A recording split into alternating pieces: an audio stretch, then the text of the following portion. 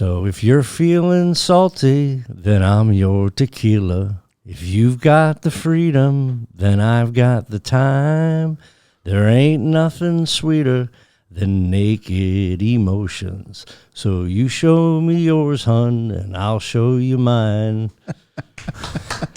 Brett, thank you very much, man. Welcome. Welcome. Thank you for having me. It's nice to, I know this was just by fluke. I shot you an email, I haven't touched base with you in years because of the world. Absolutely. And all of a sudden it just so happened that you were coming up to Toronto. You're checking out our hood. Well, I appreciate you remembering me and keeping me in mind. And I still have your card, man. I still have your card. And also I'm a fan of the product. Thank you. I'm a huge fan, and it's grown. The product's grown, the line. It has. I mean, we celebrated our 5th year in North America over the summer, and we've seen our business grow exponentially during COVID.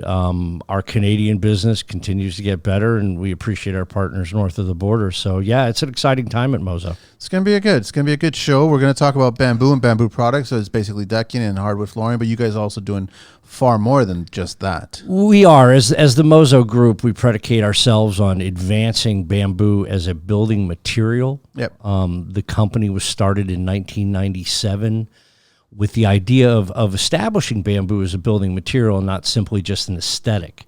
So we started as a flooring company, which is the basis of the building materials industry in China.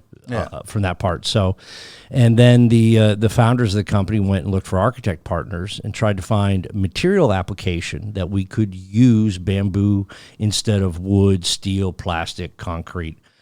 And they hit pay dirt. In 2001, we worked with an architect firm over in Spain to do the ceiling at the Madrid International Airport. Oh, I didn't see that one. Did I see that one? I don't think you did. It's one of the older ones. It's Okay. a little over 2 million square feet of flexible fire-rated bamboo ceiling. I believe it's the largest bamboo building project in the world to date.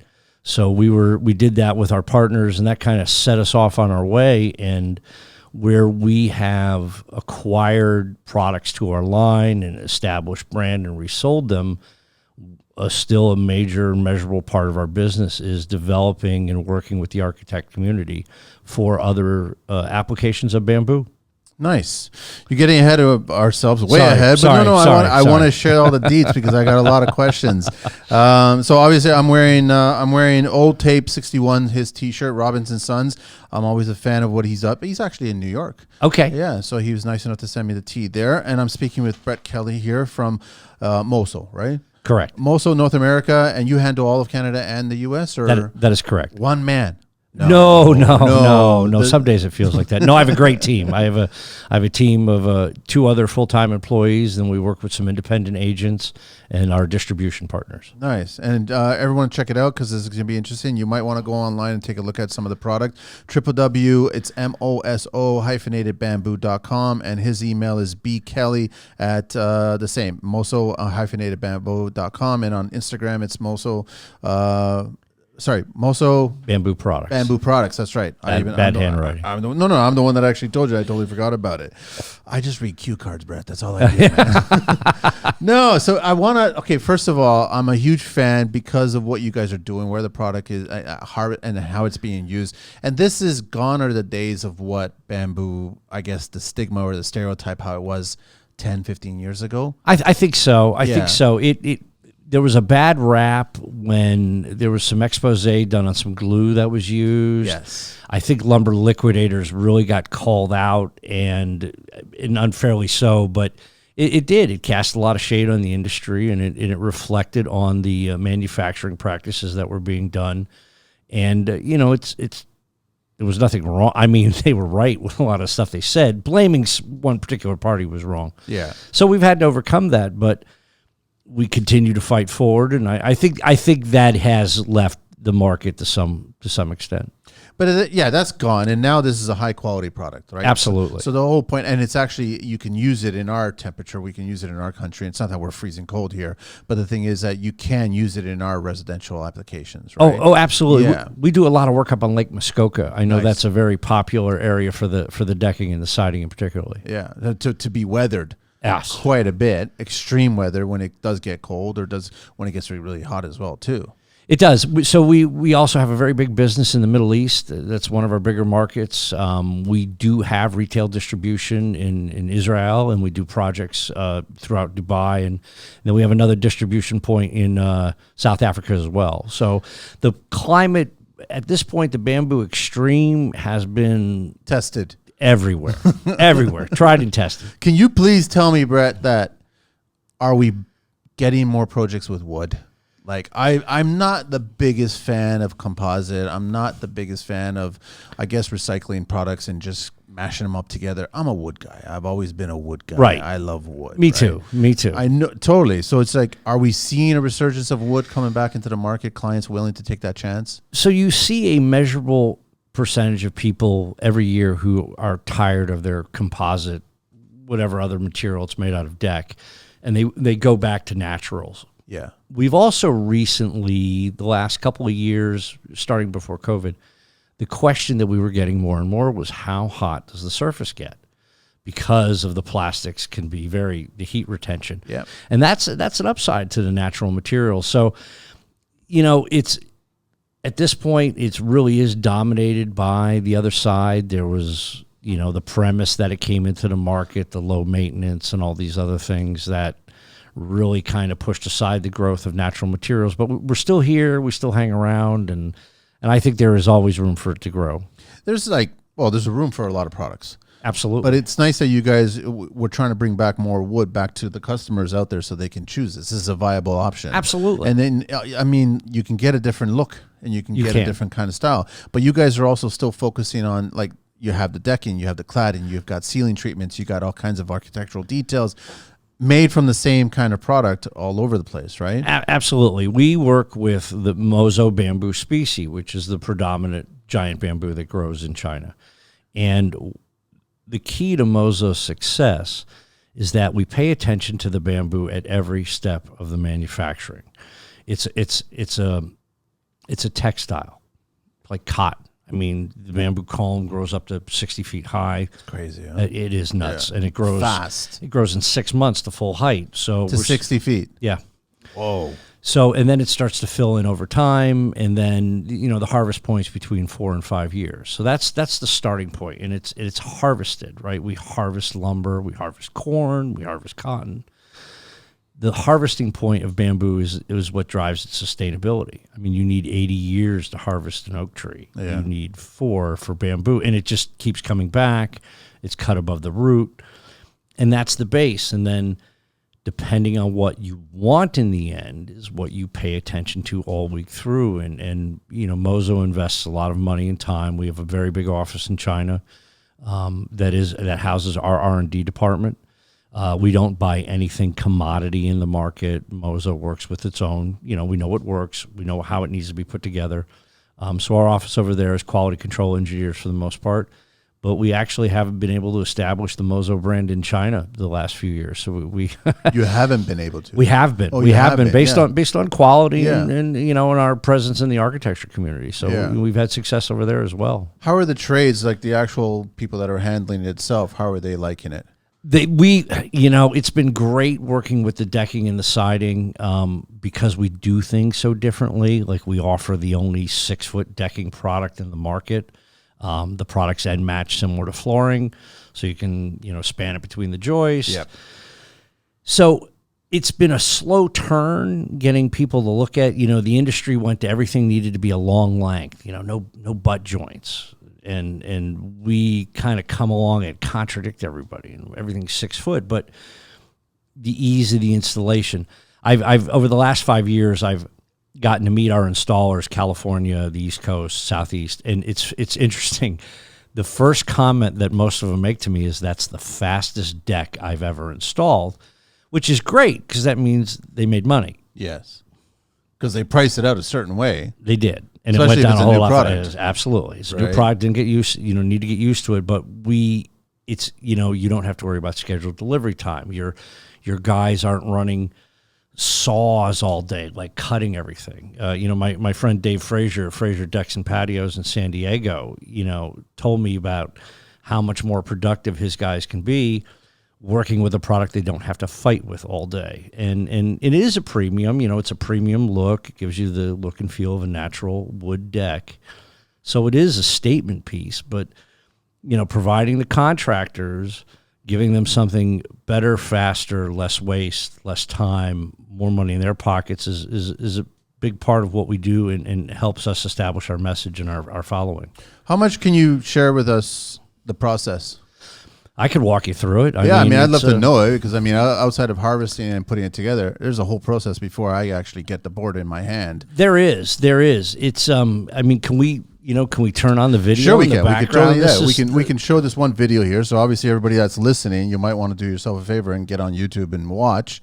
But right here, we're watching a video that you guys have created, right? Yeah, so this was put together by our marketing team over in Holland last year. This is the MOSO Mastering Bamboo. Again, our 25 years in the business. And what it does is just an overview and some good video, what that was, the MOSO Bamboo, a forest and, just some different pictures of the processes. But basically, you're taking bamboo, which is round and hollow. What right? about diameter, about 3 or 4 inches? No, so the MOSO bamboo could grow up to 8 inches in diameter. Our proper, what we shoot for is about 6 inches in diameter from a manufacturing standpoint. Okay. Because we run it through that star knife just like you would a potato making French fries.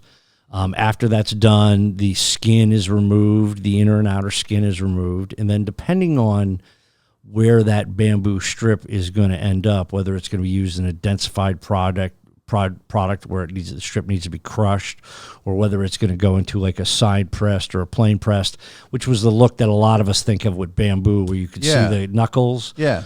So when you can see the knuckles very wide, the industry calls that plain pressed.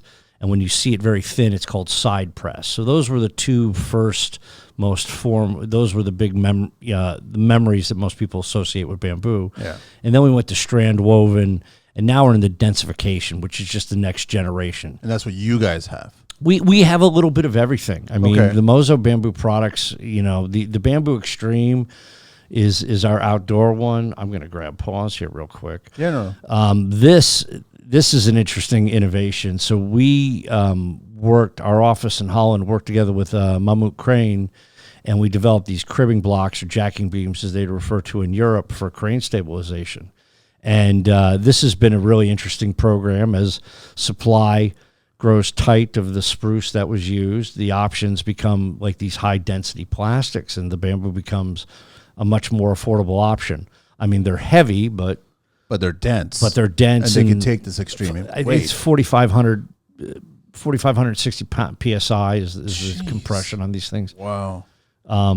We can... So those blocks are actually going through the same process as the actual products that are sold, or is it slightly different? With the star knife, we cut that bamboo strip down. Yeah. These are densified products. So these products involve the strand being crushed down, being dried, and then being pressed together. And depending on the application, we use either a hot resin or a cold resin. This would be made with a cold resin, and they compress these down to the density and form them up. And then, this is actually very exciting because this is the next step for bamboo. This is getting us purely out of the finished good, the high-end good market. This is trying to work us in a way that people will look at bamboo as a material and as a fiber, and that we can offer things to structural applications. And it's important and it's fun. Not a lot of people do what we do, so it's pretty exciting. Doing it. I love it, but the first thing is I got a lot of listeners, a lot of tradespeople that their saw blades are crying right now. Are they crying right now? Yes and no, but okay. so with the MOSO Bamboo Extreme, the product is end matched on both sides. We present the decking installers and the siding installers an opportunity to just install your field. Yes, because you don't have to do any cutting in the field, and then you run chalk line, and you're going to run it up the side. So, yes, the material is hard on the blades, and yes, you will use less of them. Yes. But you just get the right blade that's going to cut it properly. Absolutely. The carbides out there, the diamond tipped.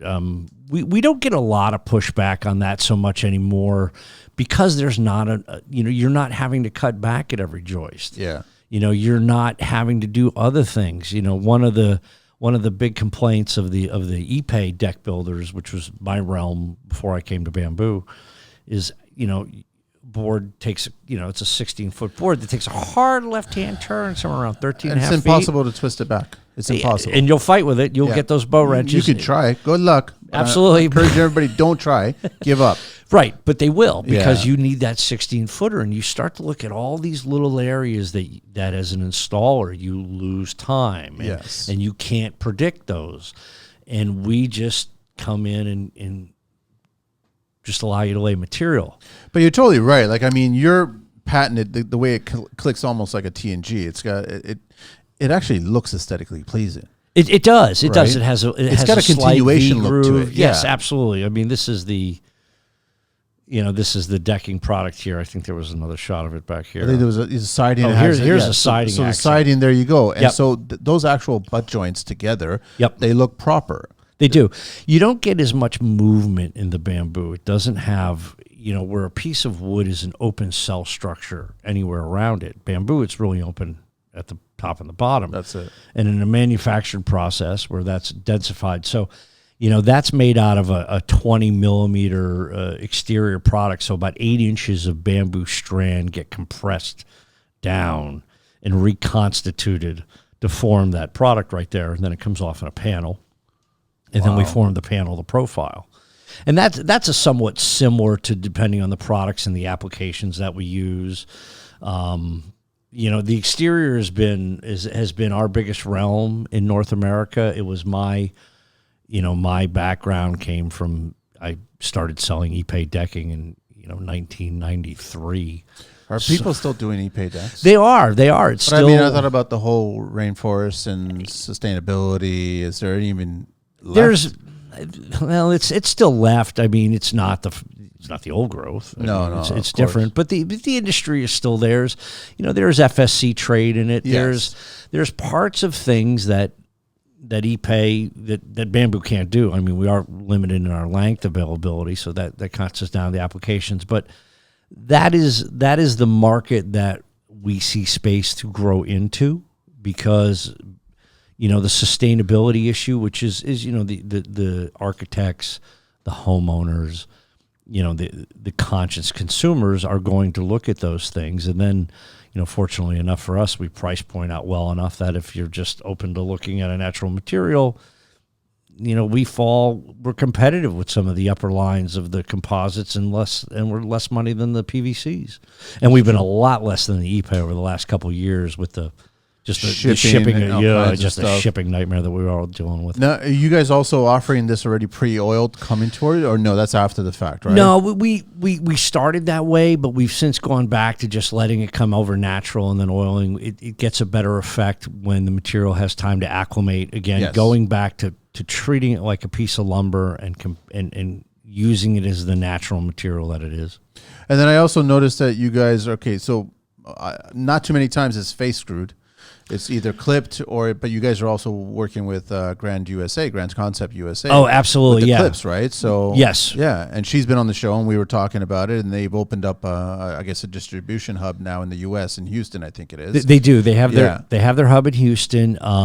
We've worked with, so the partnership started in Europe with the two companies. And they're French based, right? They are French based, and the cladding, the cladding that we looked at, as a matter of fact, this is done with the GRAD system, which is such a wicked system for furring strips, and it has all the clips exactly where you don't need to do anything basically. No, you just pretty much snap on the board, and due to the stability of the MOSO Extreme, it works well with the system. So I went to IBS with Gladys last year.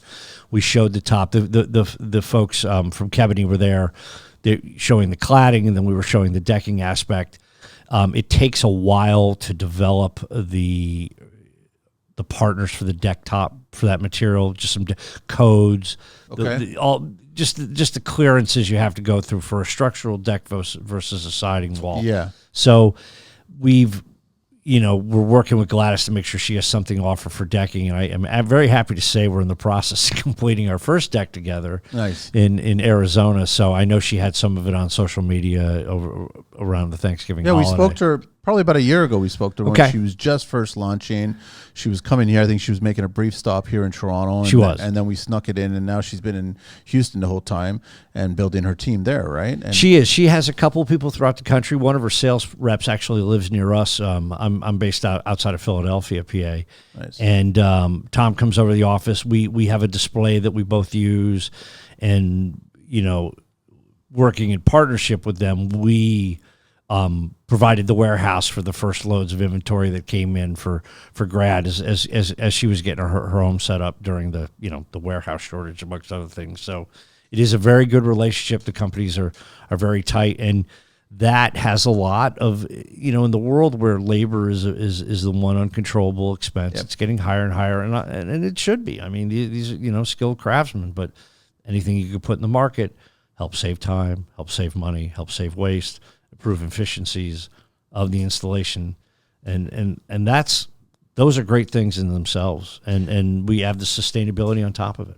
Well, it's interesting because I think that a lot of new deck builders, either stateside or in Canada here, or probably, I don't know about Europe or how they're handling it, but it's almost like fine cabinetry work. It's almost like extreme detail work. And I get it here in North America. We're such a, I guess, pressure treated society, cedar, right? Select cedar if you want to go down that road. But the thing is, you can spend all the fine cabinetry skills that you've got on those kinds of materials. In a few years, it's going to start to change. Yes. Mother Nature is just going to start to change it. Mother Nature's not going to change this product the same way. No. Mother Nature is a lot kinder to us. The bamboo has, and I address the stability, and see, that's beautiful, man. Right. Like that's thank you. Stunning. That's in Vancouver. So, that's in Vancouver. Yes, that's at the Douglas Marriott Hotel in downtown Vancouver. We have our sales rep out in Western Canada, Alicia Hanini, brought that project to us. See, what's funny, Brett, is that I love that architects are always challenging themselves to do these high-profile locations like airports and hotels and other facilities because they take a lot of wear and tear. They do. It was interesting. The first time I ever went to Europe, I was in the Stockholm airport. Okay. And I'm walking through the airport, and I look down below my feet, and there's hardwood. There's Jatoba flooring. Really? In the airport. And I'm like, well, I'm obviously not in the United States anymore because we have an affinity for concrete, tile, and carpet. Yeah. But it's when you start to look at these applications, and this is an industrial flooring product that we do. And I believe this is in France in the railway stations. Yeah, the railway. So everything, line. the benches, the flooring, all your product. Yep. So the product, you talk about the challenges from the architects and design community. So you're looking at the challenge. They came to MOSO. They wanted a sustainable flooring solution with some caveats. One, they wanted a 30-year warranty. Two, they wanted a Class A fire rating. They're being real easy on us. You need the fire. And last but not least, that floor has to have the exact same maintenance schedule as the steel next to it and the tile, which means it gets swept off and wet mopped every day, and then once a year you can put a treatment on it. And that's what we came up with. And I think there's been like 8 million square feet installed in France, and I know we have it in Schiphol Airport in Amsterdam. And it still looks the same? It's the indoor equivalent of the extreme outdoor product. My friends in Europe, my great friend Jean-Pascal, who runs the sales region, calls this semi-outdoor flooring, and it's like, well, it can handle everything but the sun. I'm like, okay, we speak different English, but it's again, this is a product that can withstand a lot of wear and tear and is very stable, and in the end, it's when you look at the lumber products, what you talked about, you gave some different examples. Yeah. You can invest the money in the cedar and some of these other things. I've built those decks. I've built those sidings. I've built all that stuff. And they're beautiful. But then all of a sudden, unfortunately, Mother Nature beats it even harder than it can ever be beaten. Absolutely. And the simple stress of the weather, right? The change of cycles, which is obviously, so this is my favorite. Look how beautifully weathered that is, man. Right? So I love this. See, I go back to being a wood person. The patina on that is gorgeous. Thank you. Thank you. Totally. Right? That's what you want to see. You fully responsible for that, Brett? Were you there the whole time with a magnifying glass, just intensifying the sun right on that? I wish I could take credit. No, but I like that kind of agedness to it. It's nice. It's been there for a while. So this is the same. These are 6-foot deck boards. You can see the posts are about 4 feet on center. This is great, right? So you see the watermark, right, Manny? You see how water sits on half of that board every day, right? So here's the twist. This photo was taken 8 years after that was installed. And it's still there. It's still there like that. It's still there. And it hasn't twisted. No. It hasn't split. Hasn't done anything. I mean, that's a foot cantilever. Yeah. That's just... Do you know how they connected that joint? That dowel. I believe that was dowel. Just dowels, huh? Yeah. Wow.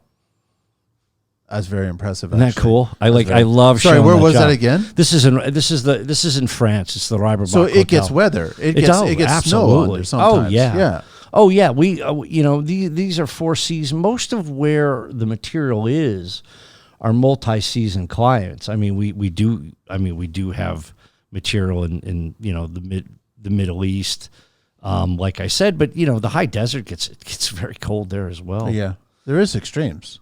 Oh, there are. There absolutely are. There is. I think if I take the, I think I put some filters on here. So this is interesting. So this is in Germany. We do a lot of spa business. Where are we going? Look at this. I feel like I want to go travel now. There it is. Good. German. You're talking about the spa. So we do a lot of spa work, right? So this is again another great advantage of the bamboo. So look, you can take the wider material to use around it's good around the pool deck. What you can't, not this particular hotel, but we've recently been able to, we now make a specific pool deck product, right?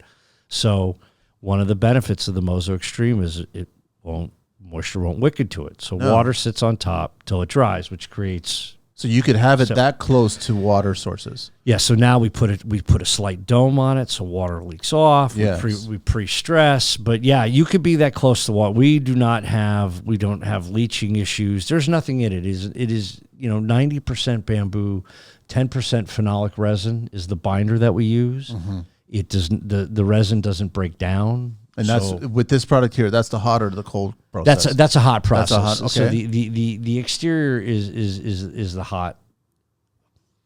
So there's another. Where is that in the Netherlands? Okay, so that's cladding there. Wow. Yeah. Yeah, it's amazing what they use wood cladding on. They're not messing around. No. So with the clip system on that, did you also use GRAD on that? You did. Yep. Really? Yep. Wow. Hang on. It's like the furring strips are PVC, so they're flexible. So.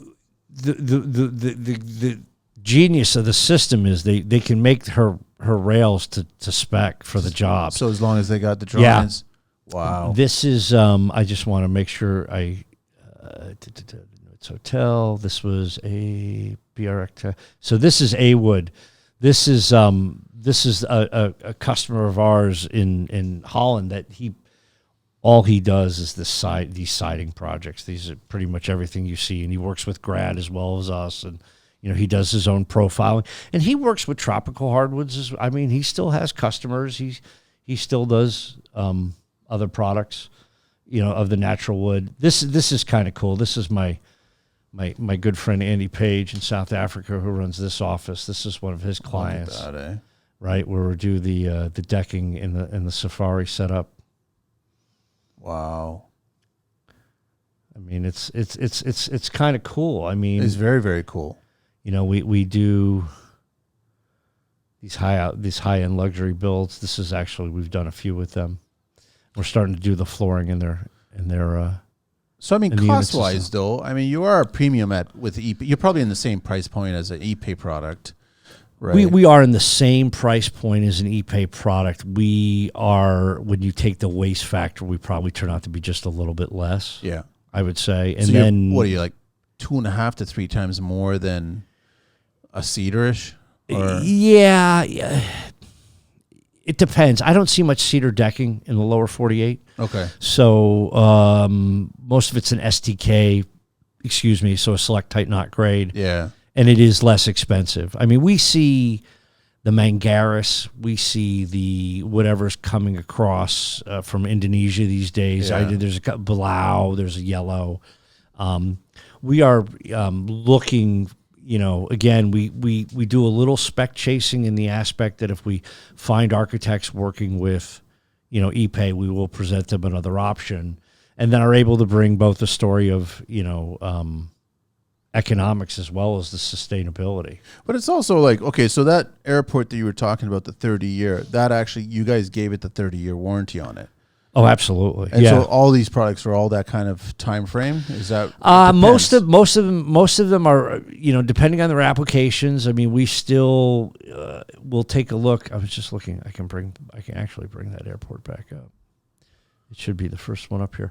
So depending on the application, we might want to verify everything that's being used, whether it be the hardware. So there's just the Madrid job.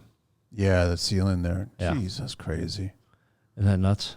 This is a great job because I'll do it, I'll be at a trade event and I'll talk about MOSO, and I mentioned the ceiling in a lot of architects. Oh, I've been in that airport. Or I mentioned the seating in Schlephol. So at least we have some really cool international reference. It's a kind of a structure that you're actually going to spend the time and effort to look up in the ceiling. You are. Oh, yeah. Yeah. Right? It doesn't matter if you're trying to catch a plane or whatever. You're just going to still look at that ceiling. Yes. And what's that made out of? Those strips there are like, what's the dimensions on that? So that's a bamboo veneer. It's probably somewhere around 5-6 millimeters thick. Okay. Maybe 400 millimeters wide, and then being able to handle.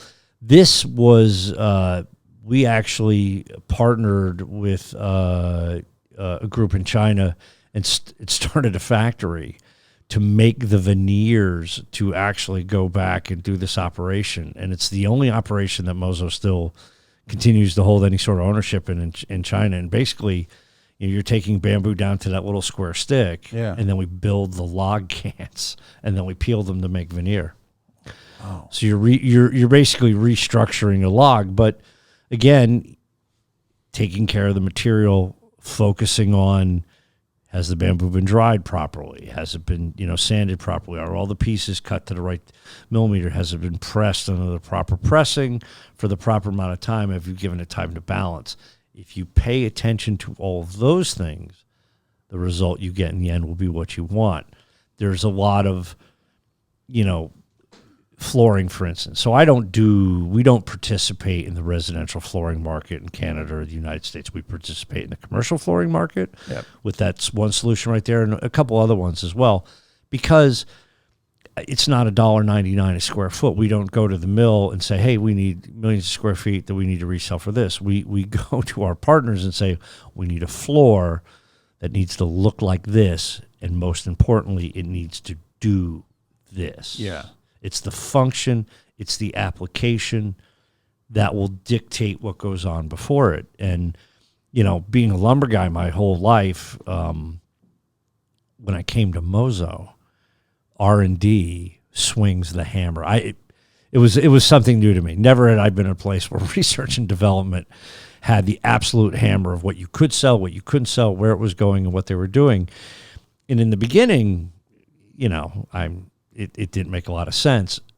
As I learned more about the culture, what the company was doing, we can't fail. Yeah, we're out front. If we fail, it'll deter others from continuing down the road and deter others from following us. And the driver is, our headquarters are over in the Netherlands, and you go and you talk to one of the founders of the company, and you stand in the parking lot, and he points out the fact that you are 18 feet below sea level. Having this conversation on dry land in the parking lot. And you start to realize, okay, so they look at things just a little bit differently than we do. The driver is survival, and that becomes the focus, and it's just, it drives you to look at the details, and it's a great product, man. Thank you. I want to dive Go for it. More into it, but let me just share a little bit of history here on construction, history of the bamboo. I'm sure you know quite a bit of this. I didn't know. Angelina just want to pull up all this, and this was all fascinating to learn. Bamboo has been used for over 7,000 years. Correct. It was appealing to harvesters because its shallow roots mean it can be planted in soil where trees cannot grow, such as rocky areas. It can yield material for up to 50 years without needing to be replanted. It grows extremely quickly, reaching maximum in one growing season rather than the years it takes for hardwood trees to mature. And it can absorb nutrients from sources like sewage, reducing waste, and it can help slow flood streams. Yes. So it's actually just all positive all across. So 5,000 years ago, tree houses were made out of bamboo in China. From 200 BC to 200 CE, bamboo was used for paper and books. Bamboo was used to create musical instruments in the 600s, establishing bamboo cultural legacy as inspiring art, poetry, music, and even cultural dishes. In the 1300s, bamboo was used as an interior building material to create bedding and flooring. Until the 20th century, laminated bamboo was used for flooring. In the 1990s, a treatment was developed to make bamboo look and feel like hardwood, and thus a durable alternative to hardwood flooring and boards born. Bamboo's got a very positive history, like honestly. Absolutely. Like, Absolutely. I wish that we would, and like when I look at your bamboo, I don't see the knuckles. I see a grain. I see a specific new kind of grain. Sure. Right? And, well, that is the grain of the bamboo. The knuckle is part of it. And yes, as we've improved the different manufacturing processes, when I first started to sell the Extreme, the knuckle was very prevalent. But since we've worked to, it's a constant building of a process, right? You're constantly making it better. You're learning and you're applying that. So it's hardly visible at all. But that's what it is. It's natural grain. I mean, as a wood guy, you don't want it all to look the same. That's not why you chose wood. No. You want it to look the same, choose LVT. Which is a different market, a different application. I like the idea, and I guess maybe with decking here, and I'm assuming North America decking and deck builders, they're more about trying to shape and bend, and you can't really tackle this product that way. But I've always been fascinated with the idea, why do we always want to bend and shape decks outside when the inside of our house doesn't look like bend and shape in anything? It's all square boxes, walls, open concept. I don't get it. We're on the same page. I don't get it. I don't get it. I don't. So the one thing I could say in defense of that, where people call us like, hey, Brett, we're thinking of doing a deck and we'd like to bend it, and I say, you don't. It's not worth it. It's not worth your time. It's not worth my time to try to explain to you not to do it. It's other than it won't work. What we do offer with ours. Here's the thing, Brett. You don't bend it. You shape it. You can. So we. I would tackle it shaping it. That's how I would do it. So, and that's a good point. When we make the MOSO Bamboo Extreme, it comes off the press in a panel. Panel can be up to 4 feet wide. There is some flexibility to do some things within the confines of that panel. We've brought it over in the past for architect specs who want to do some specific things, some of the site furnishing applications. The other thing that we have that's kind of a feature on the decking, and this is where are we visiting now? We're visiting Ohio now. Oh, Rob Turner out in Ohio. This is a deck that he built. So so our deck boards have a fluted face and a flat and a smooth face. The reason why we do this is that there's a lot of areas in Europe who actually deck like a textured face when you deck. It's an old wood trick. If you put a textured face down outside, the wood's all its weathering is going to take place inside the groove, so your aesthetic remains the same, right? We do it the same way to maximize manufacturing. But what you can do here is you use it as a decorative element. So what he did was he took the reeded face up, but he used it as a decorative element. We've had contractors who use it as a picture frame. We have it's a beautiful detail. Thank you. We actually have run into some municipalities who want some sort of traction on the steps. I could see that as a tread for sure. So now all they got to do is flip the board over. We have a 1 groove and a 2 groove. Starting next year, we'll actually have an 8-inch wide for the little bit more overhang. No risk of cupping at all. It's stable. It's stable. 8 inches wide. Huh? Oh yeah. Wow. And still the option of groove or no groove on an 8-inch. 1 groove. There's one groove. It's meant to be the outside parameter board. Give them something to do with their 4x4s. So that's pretty impressive. This is a great. This is a deck. This is in San Diego. Again, my great friend Dave Frazier. So this job is a office park, and actually I believe it won third place in Nadra a couple years ago for a commercial space. And one of the major advantages of the MOSO Extreme decking is we only require 4 inches of clearance above permeable ground. So that means we get a lot closer to the ground. Like with Ipe, for instance, Manny, they're going to want 12 inches of air gap. We only need 4. So with this particular project, they ended up digging down into the ground, laying in metal joist and decking on grade. Now, I have the 4 inches of required space between the ground, but I don't think you can do that with another natural material. Now, I wasn't cleared on this by R&D, by the way, and they were okay with that. This is now 3 years old, as a matter of fact. But yeah, I mean, with the metal joist application, putting us on top, you now can do things with exterior decking again, right there on grade. Your own grade, basically. Yeah. And I guess as long as you do the metal joist underneath, you need the drainage, yes. proper drainage underneath. Even Yep. when it weathers, it's gonna still let the product dry. Absolutely. Which is key here. But I love that you don't have a series of steps to get up to it. Nope. You're almost like in some sections, it's literally on grade. It is. You walk right on it. It is. And then we did the benches and the other elements, and then the tint on it. Eric Mesmer's UV Plus does a MOSO bamboo oil for us as a partner application.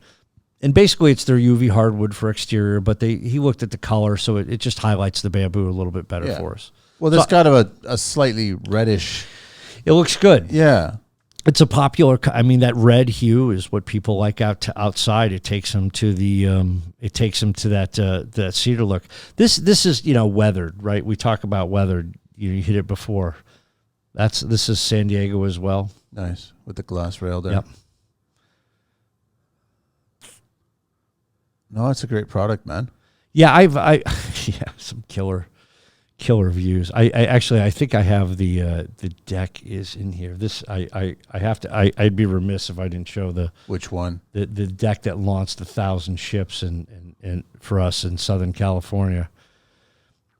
This is a private residence. This is a private residence, and it is right on. That is the Pacific Ocean. Wow. That is a 180-foot drop right off the front of that. This was the first deck we did with Frazier and our retail partners, Dixie Line. And the homeowner wanted to be able to walk out onto the deck, and he wanted Ipe. I mean, he was very specific, but because of the clearance and he didn't want to step up, nobody would warrant it. And we happened to be in the right place at the right time with a great guy named Josh Orr, who brought us out, and we did this project. And the aerial view, I don't think we have on here. It's got to be spectacular. Well, it's like 4,000 square feet of deck. He did a bunch of fence, and it's right there on it really was the deck that launched us into the California market. And it's funny. I don't know the gentleman's name, but I believe he was a Canadian who owned the house. That was his. Really? That was a summer house, yeah, or something like that. What are, I guess, the substructures, the joist and everything like that? Are they all leaning towards metal joist, or are they still going with spruce or some sort? So we still see a lot of southern yellow pine. Yeah. We see Doug fir on the West Coast. We are seeing more of the metal rail. I mean, the Fortress stuff was who we worked with in the past. Yeah. I don't think Trex is doing it anymore. I thought I'd heard that they had gotten out of the metal rail business, but I think even Gladys mentioned that they're going to develop a joist that actually has the integrated clip system with it, which would be great because you already have to do that anyway. You could take that step out of it. It would be fantastic. Yeah, that application that Gladys has, we're starting to talk to some pool people, about using, because you can use the material around the water. That's a nice low rise application with the GRAD, the one GRAD system with the PR39 rail. You can use the keys and actually remove. I love those keys, man. And the MOSO, for whatever reason, if there's something damaged and you just put it in, it's got like a little scissor action, and it unlocks the clip and takes the board out. It's perfect. I mean, there's nothing else like that. Yeah. And again, from the natural standpoint, the MOSO holds its own, that we can come in and go in and out of that out of that system. So it's a good partnership for us. Are you guys recommending that all sides be oiled before you install and then drop it in place and then cut the ends? No, you don't even need the undersides to be oiled. It's a waste of effort. We've looked at it. We've talked to R&D. It's a waste of time. Just put it up and on the face. And then once you do your final cut, do the ends. Don't do the ends. Don't do the ends. Let the ends breathe. Let the ends. So the problem we were having with the end was, because when you cut the MOSO Extreme along that side, it tends to look more resiny just because of the angle. So none of that wax takes. It's like try to wax a bowling ball. It's not going to happen. Got it. And what happens? What we were finding was the wax was weeping itself up to the top. Okay. Just because it's got to move somewhere, especially if they're pushing it in, and if it wasn't done right, and it interferes with the finish. It adds no value. We don't end check. It's not a natural progression of the product. If people notice little micro fissures on the back of our boards, it's more of a heat. It's more of a heat fracture from going through it with the saw blade. It's not a check. It doesn't become a split.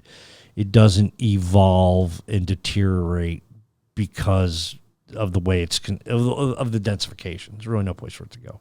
And then maintenance on the boards themselves. Like, what are you doing every year? Or do you have to pre-wash or soap it, scrub it, or? So I'm glad you asked me that. Right, you need. We've started to. I've made a conscious effort to steer our marketing to use the word care instead of maintenance. It's just a little marketing. So to care for the product. Care for the product. So if you read our installation instructions, we're going to tell you this: you should clean it once a year. Okay. And when you say clean it, little soap, little water, little soft bristle brush. Not 3,500 pressure wash. Nope. Right? Don't kill the wood. It's still wood. You don't need that. Yeah. You're just trying to remove loose dirt and debris off the surface. Yeah. If you choose to put oil on afterwards, that's up to you. But I am going to tell you to clean it, and it's interesting. So I'll be at a trade event. Somebody comes up and they're like, "Oh, I'm looking for something maintenance free." I'm like, "That's a fallacy. You don't own anything you leave outside 24/7. That's you don't. Your lawn, your roof. You cover your barbecues. You put sunscreen on. You wear a hat. Yeah. That's a fallacy. So you have to clean anything outside. Other than that, the color, the aesthetic you want.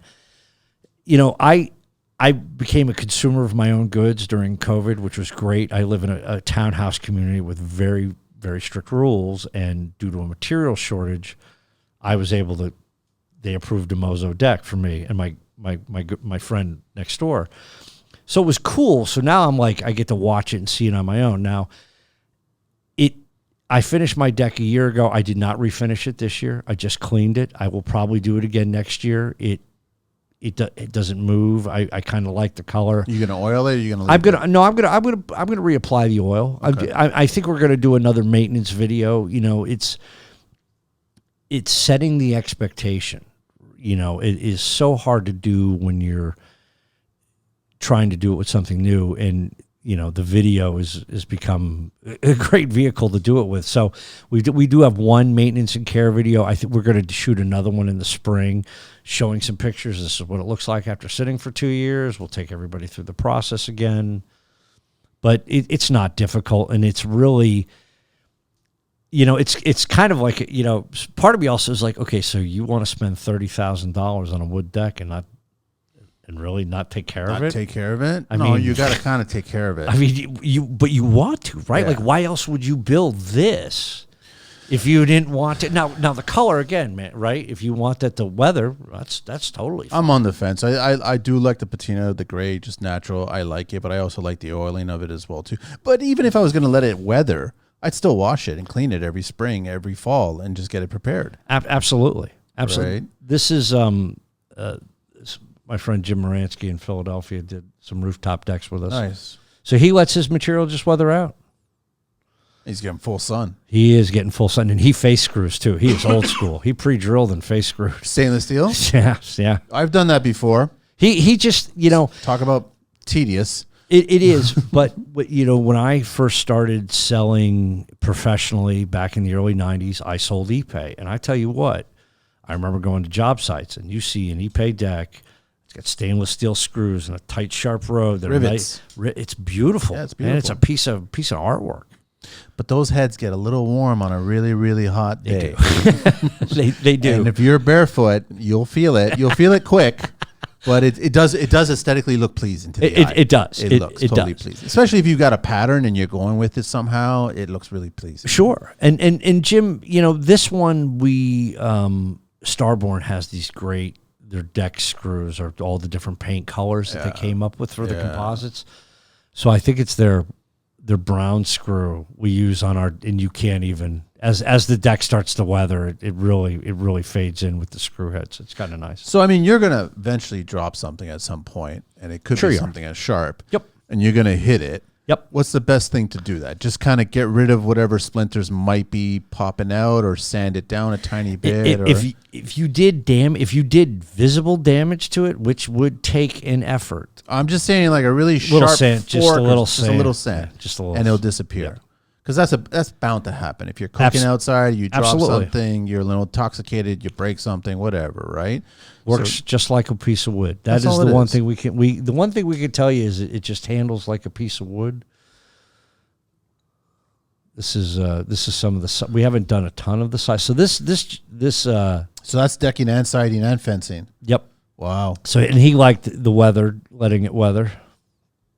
This is in Del Mar, California. There's a nice shot of some aged stuff. Has some of it been used? Do you make a slightly different size for, I guess, soffit applications? When I say different, like maybe a thinner, maybe a 19 mil thick. So we do an 18. So the siding is 18 millimeters as opposed to the 20 for the decking. Okay.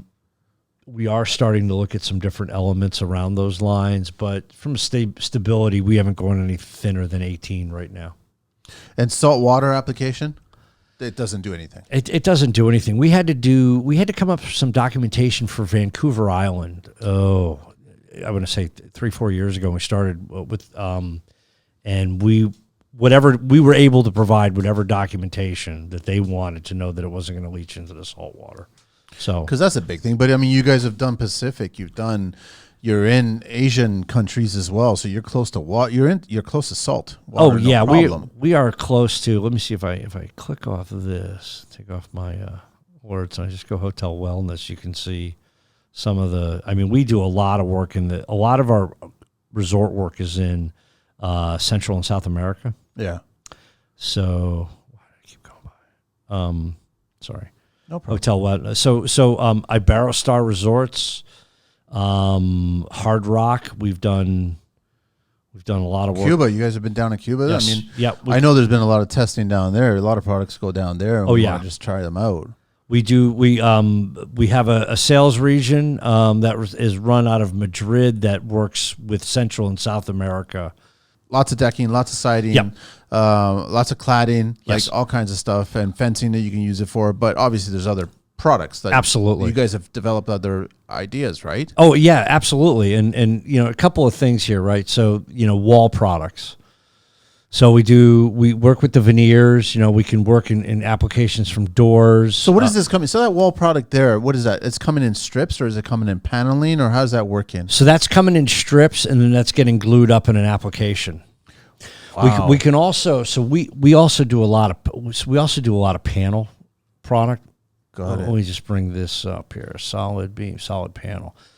So this takes you on a wide variety of bamboo construction as far as panel goes. This is what you'd see in furniture. Holy.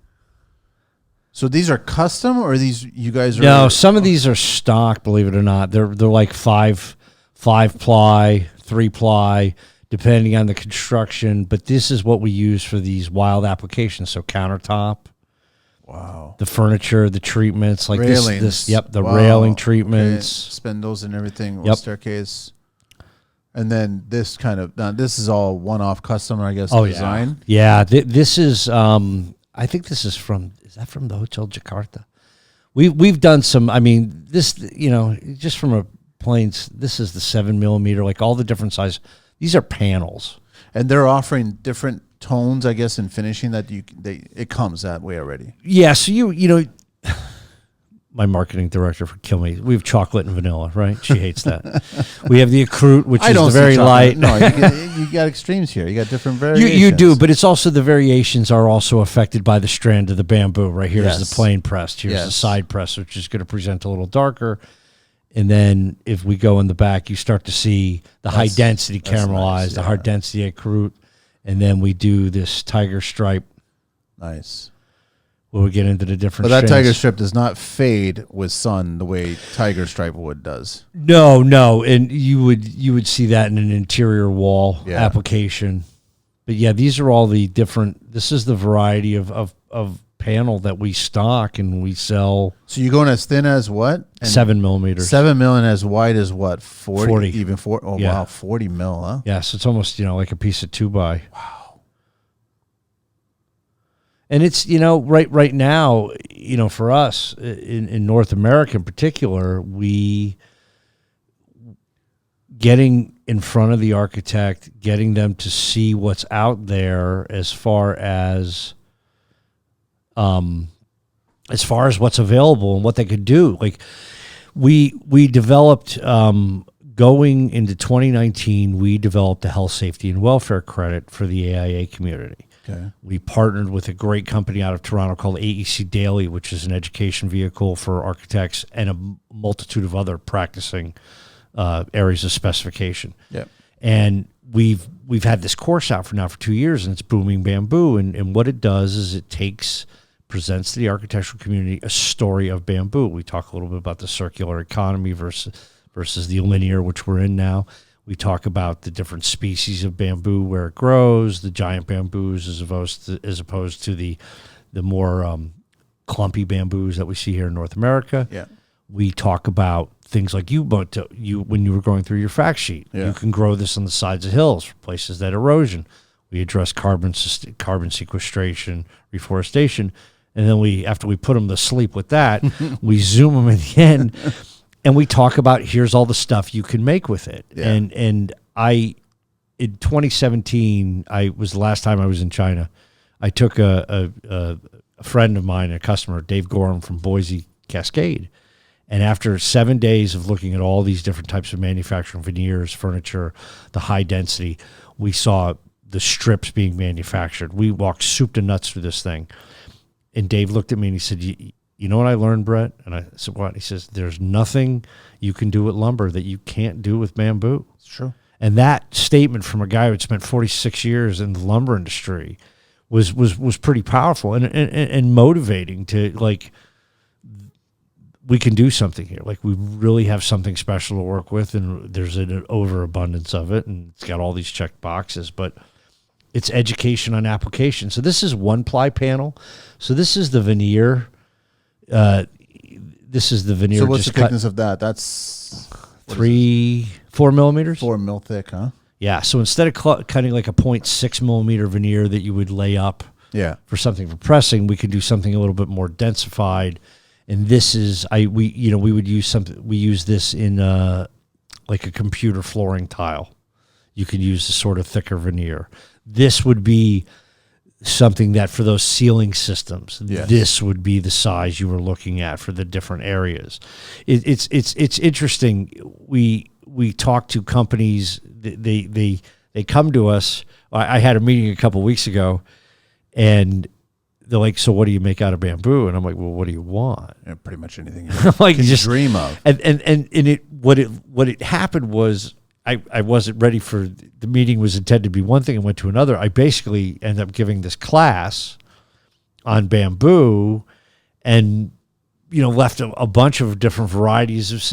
I said, in the end, you come back and tell us what you want, and then we'll put it together on how you want to do it, which is the next big step for MOSO in North America, is getting through these not necessarily hurdles, but these requirements. So this is right here.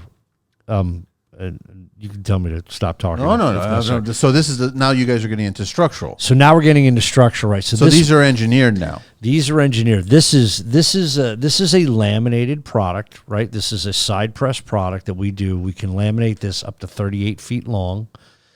We have a hook joint machine at the factory as well. Okay.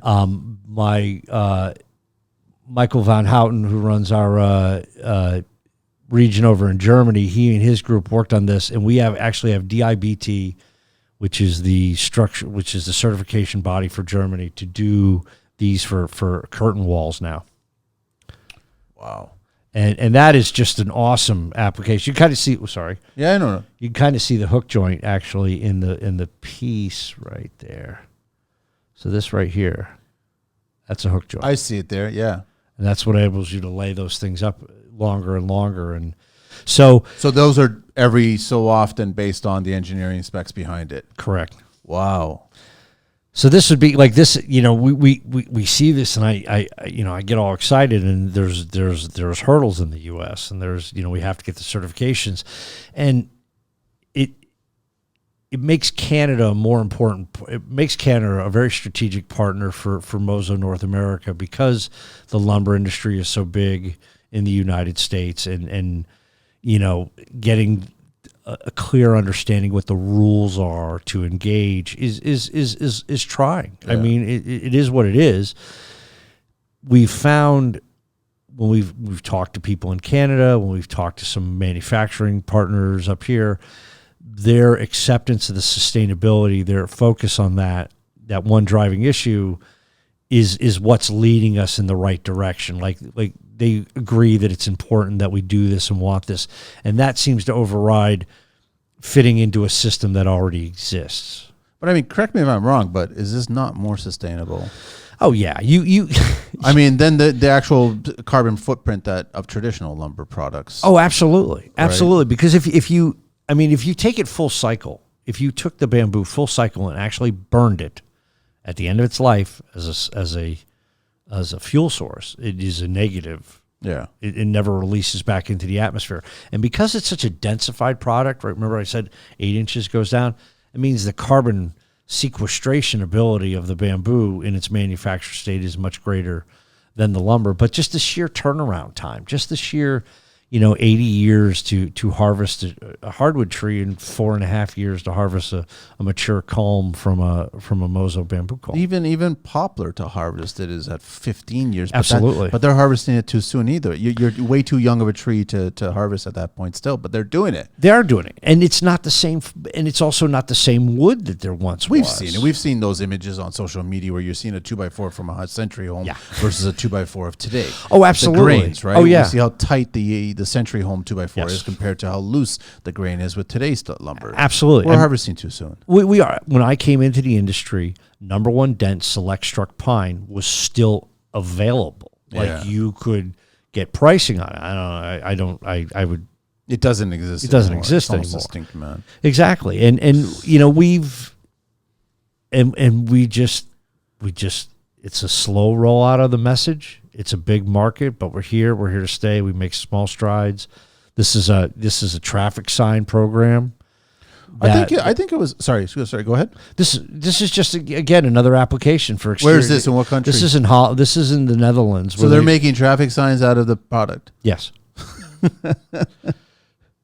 Tried to just. Can you order me one? I actually, you know what? Let me get to you work order on that. me one? Honestly, I'll put it in the studio. I'll totally put it in the studio. You know what? I will get you. You know what? I will get you. Absolutely. I'm just fascinated that they're using a wood product for a traffic sign.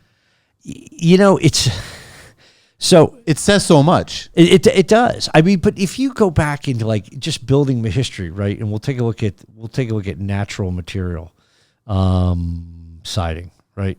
So the concept of rain screen. Yes. In the past 10, 15 years, this concept of rain screen has grown throughout everywhere. It's like, oh, great. It's the newest, greatest way to well, if you look at the development of rain screen, I believe it was the Vikings who figured out if you put wood in front of the mud wall, it would screen the rain and the building would last longer, right? So we're constantly recycling. But you have, I have a very good friend of mine, Peter Cobelt, who works in the CLT field, which is cross-laminated timber. Okay. So I have, what these guys do is... You're talking about parallams? Parallams, but to a structural standpoint. Yes. So you're making entire buildings, and you're using a CNC router to cut out where all the electric and the plumbing goes in the walls. Oh, I'm not kidding. Peter and I did a presentation for a motel group years ago, 15 years ago now, on CLT. And the case study we used was 8 carpenters put up a 4-story apartment building in London in 2 weeks, including a 4-story, including the elevator shaft. Because when it's a big wood building, you just prop up the side and you take your wrench on you're structurally, mechanically putting it together. And if the CNC router missed a spot on the wall where you take out your drill and it's wood, right? Yeah. You drill a hole. And one of the positives of CLT is that you could, if designed right, unscrew that hotel at the end of a couple of years and move it on down the road to where you knew it. And reassemble it. And pick up now. And then we got into the sustainability pitch, which was interesting because everybody blew by it years ago. It was like, look, wood walls, they don't give up moisture and heat as quick. It takes less energy to heat and cool the building. Yeah. And Pete and I have, worked around each other for years, and now it's interesting where he's looking at CLT applications for buildings. This is going back to your wood is real, wood is here, we want it. And, trying to work with him to get bamboo cladding on the outside and to get some sort of collaborative between the two. We only have so many materials to go around that we need to, make sure we're using sustainable ones. I agree. I want to get into furniture because I know that you guys also do a bunch of products like that too. But let me do a little OBC talk here regarding finish for treads, landings, and ramps. Finish for treads, landings, and ramps must be wear resistant. So you guys are actually using some of your product for those treads themselves, right? Yes, we are. For that purpose, right? Yes. Slip resistant and smooth, even from open defects. When not within a house, a slip resistant finish is not required so long as the slip resistant strips that extend 1 millimeter or less above the surface are installed. Finish for treads, landings, and ramps within a house must be finished with hardwood, vertical grain softwood, resilient flooring, low pile carpet, matte finish ceramic tile, concrete or plywood if serving an unfinished basement or garage. Stairs and ramps not in a house must be distinctive visual to mark the leading edge of the treads, the leading edge of the landing, and the beginning and end of the ramp. Stairs not in a house must have a tactile attention indicator at the top of the stairs, starting 1 tread depth back from the edge of the top stair, and at the leading edge of the landings where the doorway opens onto stairs, starting 1 tread depth back from the edge of the landing. So it's a bunch of stuff that I got to learn, but I'm learning it. Right on. No, but I mean, it's funny how we're now taking all this OBC information right from tracks.ca, which is a website that's a company here in Toronto is actually uploaded the Ontario Building Code, and they're working on every province's code, put it online, so we no longer have to flip through 1,600 pages of documents to find something. Nice. We're actually just pulling it right from the website, and we get that information. So I want to get back to you and start. Those are nice, man. Thank you. I took a jump. That's like the traditional park bench. Yes. But it looks nicer. Spectacular. Thank you. So this is the bamboo extreme material. This is our 2x version, and again, we make this in a 4-foot wide panel by a little over 6.5 feet long. We are going to work on having some 8-foot long. We should have some 8-foot long stock next year. I'm just what's going on there in Paris? What's at the top left? What's that? No, sorry, just one down. That one right there. Oh, the cladding. Oh, so this is... What is all that about? So again, stability with the material equals freedom of design. Oh, I'm totally loving that. So those beams that you saw on that bench... Same beam, same material? Same material. What's the dimensions on those guys? They look like they're 6 inches maybe by 2 or something? So they're 40 millimeters, and those I think are probably somewhere around 155 or 152. So yeah, like a 2x6. I love the way that they've staggered 2 or 3 layers. Is that what's going on there? Yep. Or is it, yeah. They've staggered the layers. I mean, shoot. I didn't mean to take it off the furniture. No. It's just, okay, well, technically speaking, the same wood that's built that bench is the same wood that's on that cladding. Exactly. It's just imagination at that point. So we do, there's a TED Talk that my friend Pablo Vanderloot, Dr. Pablo Vanderloot gave on booming bamboo. We used it as the basis for our course. Pablo is our director of sustainability for MOSO. He works with a couple of companies. He's he speaks a lot, sustainability, CLT, he's very involved with.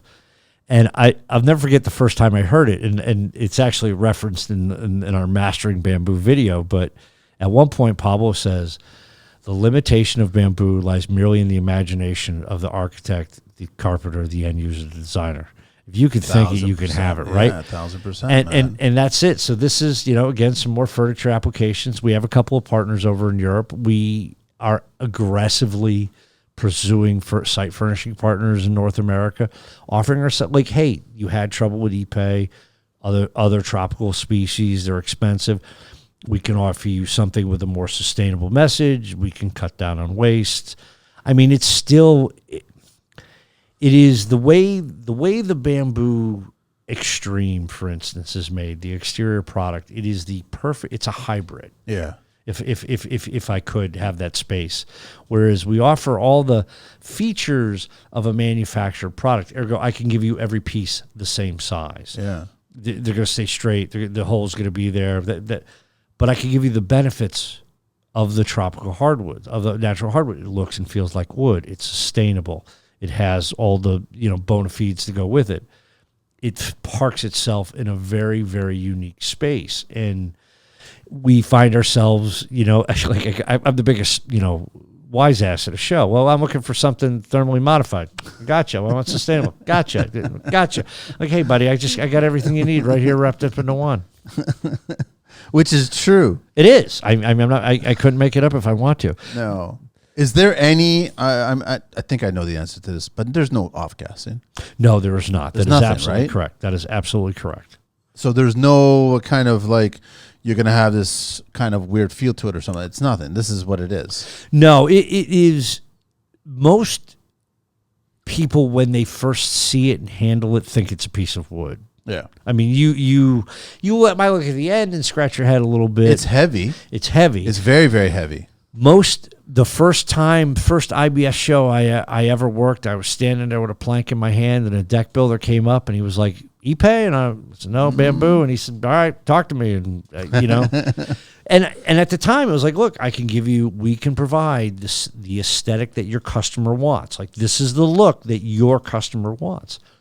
If you use our stuff, I'm going to lower your cost basis considerably. And if you do it once, you'll want to do it again. And I know, I don't analyze data by stretching the imagination, but I know that I have a retail stocking base that sells material every week, which means somebody is constantly walking in that door and buying it, which means our message is really to the contractor.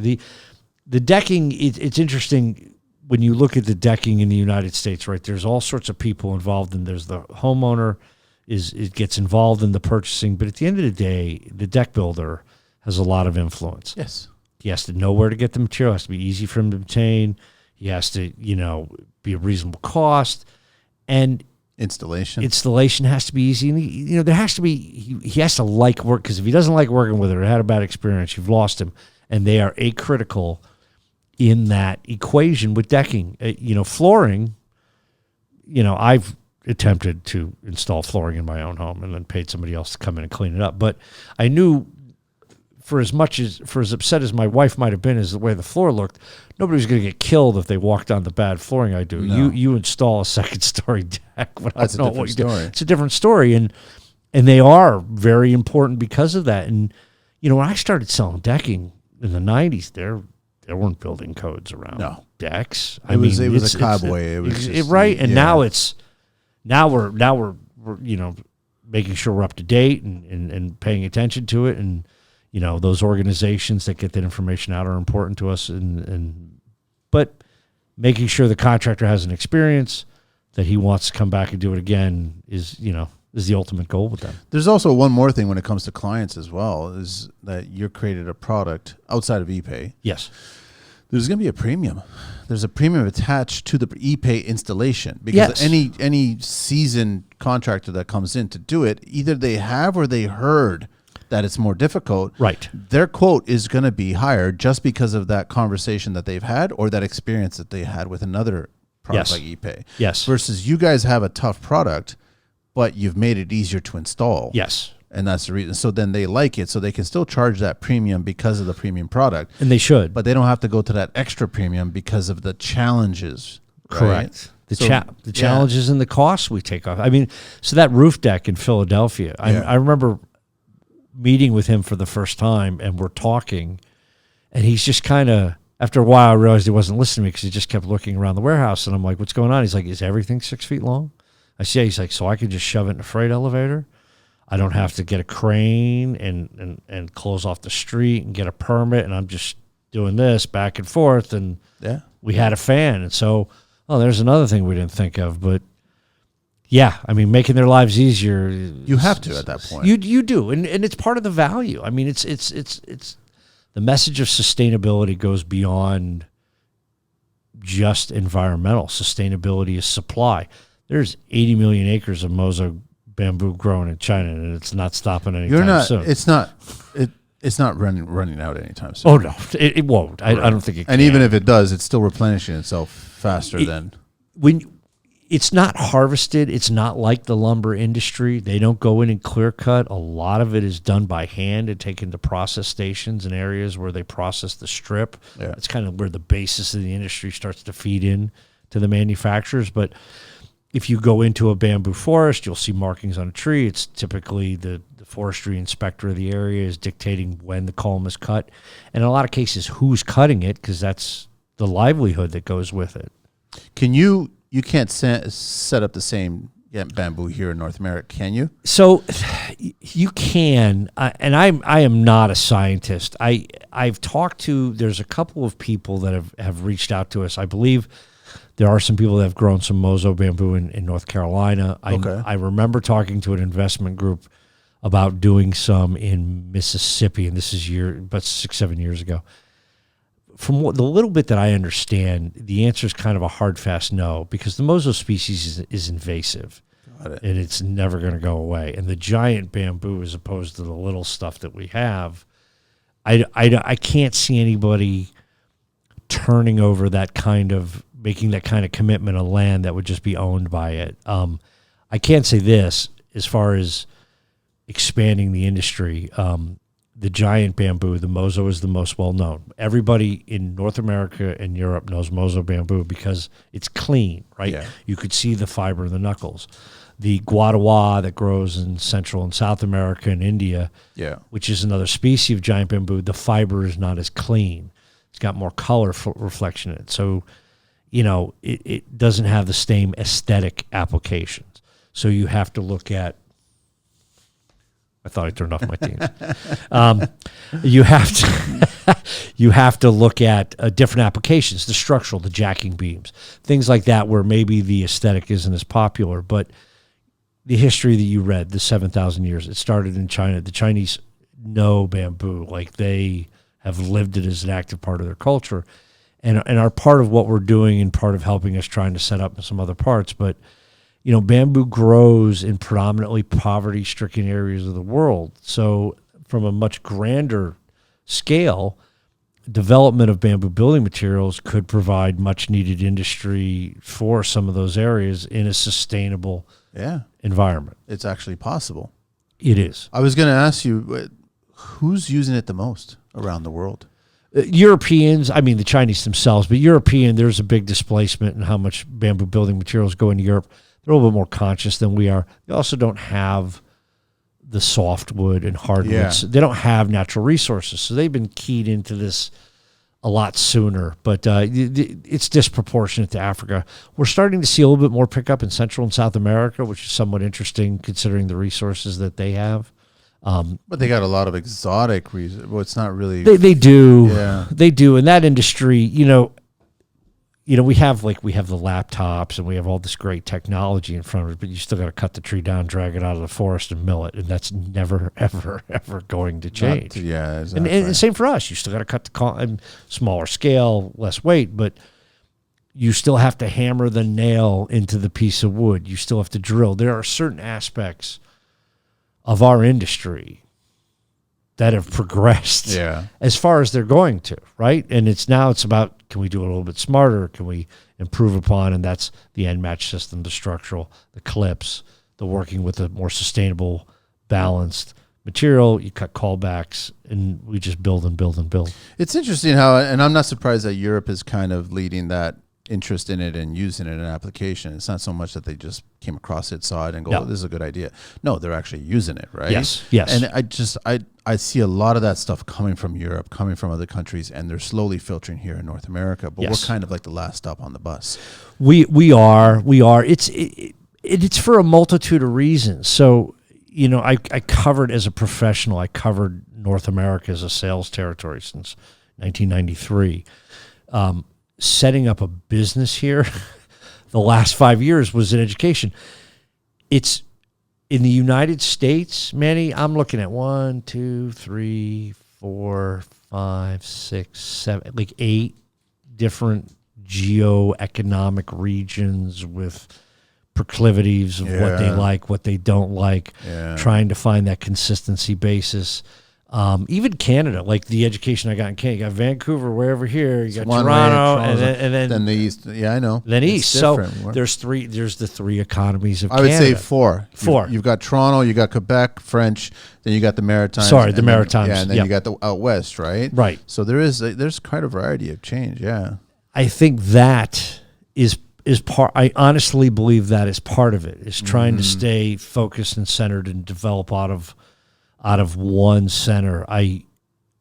We moved the ball. This year was exciting. To your last stop comment, like we had conversations for the first time ever with our partners at Boise Cascade about different applications. We have material that we're testing with Universal Forest Products for some antifungal, some different applications. We have people opening their ears and their eyes to what else is out there, what else can we do, and that's where we shine. And the best part about MOSO is we've been around for 25 years. I mean, Renee Zoll, Arjun Veltman, Jerry Jansen, Rolf's going to kill me. I can't remember his last name right now. But this group got together with this vision of putting something together. And 25 years later, I mean, we have a corporate office in Holland. We have sales offices in France, Spain, the Middle East, Africa, United States, and operation over in China. I mean, we've doubled our business in the last 2 years. It is a stellar group of people to work with. The overriding commitment is sustainability in what we do and how we bring it to market. And there's just no place to go it up. What better place to be in when I have no measurable market share? It's true. It's very, very true. I want to ask you one last question before there's a few other questions before we get into the last segment. Where can we find it here in Toronto, in this area, or Vancouver? So Weston Premium Woods has it up in this market. In Vancouver, Windsor Plywood. They're stocking, both of them are stocking? Weston stocks the product here. Some of the Windsors out west have the product. Others, it's available to them. We have MOSO North America keeps a warehouse in Vancouver that we supply the market with. Cool. Green Book talk, a little bit of safety here. Reporting a refusal to work. Upon refusing to work or do particular work, the worker must promptly report the circumstances to the employer or supervisor. The employer or supervisor must promptly investigate the report in the presence of the worker and an expert who must be made available and who shall attend without delay. The expert can be one of. Lots of rules and safety. Well, it's good. It's good. I'm not complaining. I'm just noting. There are, but yeah. A committee member who represents workers, a health and safety representative, a worker selected by trade union, or the workers themselves because of knowledge, experience, and training.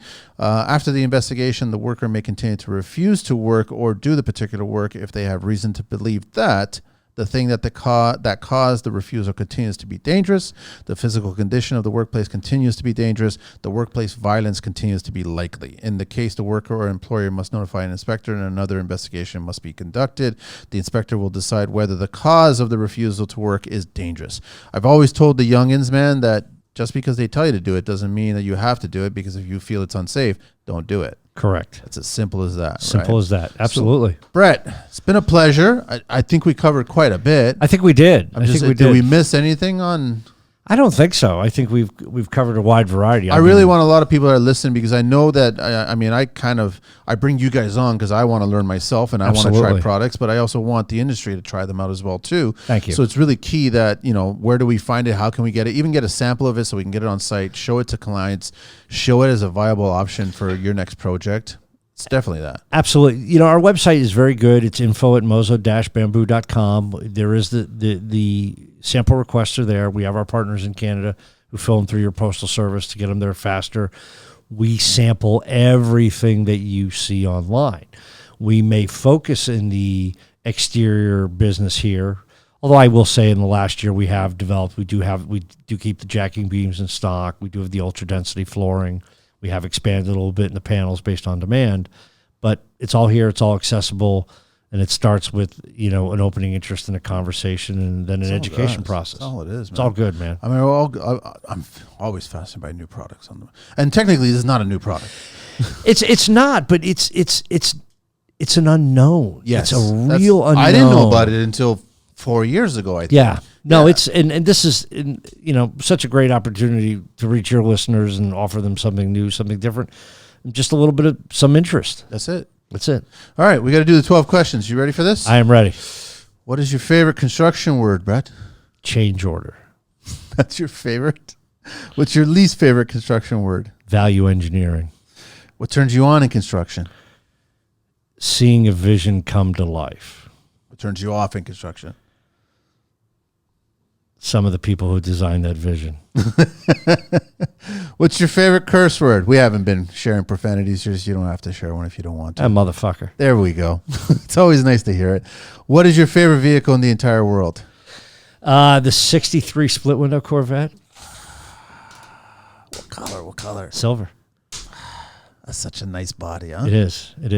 Was it only 1 year, the split? I believe it was. I think it was only 1 year. To the best of my knowledge, it was only 1 year. But that car is. You know what makes me cry nowadays, Brett? To get one of those today, you can either buy a house or buy the car. You're right. And back then it was what, $1,200 off the showroom floor, brand new. I mean, dollars were different. I just it's a work of art. It's beautiful. Oh, it is. Whoever, I don't even know who designed it, who shaped it, or whatever. But I don't either. Back in the day when GM was doing something properly. But yep, that's a nice one. Nice one. Thank you. Least favorite vehicle in the world? The Prius. What construction sound or noise do you love? The sound of saw blades cutting. What construction sound or noise do you hate? Jackhammering. What profession other than your own would you like to attempt one day? Screenwriting. Really? Yeah. You got stories in your head? Oh, yeah. I got stories. You got all kinds of stories. I got all stories. That's nice, man. One day. Have you tackled it yet? I've got one. I've got a storyboard out of one laid out in my office. Sid Field. Have you ever read his book? No. I wrote I wrote Save the Cat. Save the Cat is a good one too. I only bring it up because I came from film before construction, but Sid Field is a good book. Okay, I will take a look. Sid Field is a good book, just about screenplay writing, story, and 3-act structure. Okay. But there is The Anatomy of the Story, which is the book that Christopher Nolan kind of recommended. Okay. And that's not based on the 3-act structure. Okay. So sorry. For everybody else, we just veered off into storytelling. We did, but thank you. I appreciate it. I'm always fascinated by people who want to write and share a story and get it out there, right? So I mean, I have traveled North America since 1994 in the building materials industry. I mean, that's changed. I used to make 1 or 2 appointments for a week. I would fly to town. I would go to the hotel. Now I'm dating myself. I would rip the yellow pages out for the lumber yards. And then I would find them. And if I couldn't call them, it was easy. You just called the dispatch department because they thought you were a truck driver and they'd give you the greatest directions in. And that's how I made my living. And I have been in most of the United States. I've been in the Amazon rainforest. I've been in China, Europe, the Middle East. That's what we do. We're traveling salesmen. We're troubadours. We tell stories. It's amazing, man. I look forward to it. Thank you. Let me know. What profession would you not like to do? Profession would I not like to do? Funeral home director. That smell. Yeah. all the time.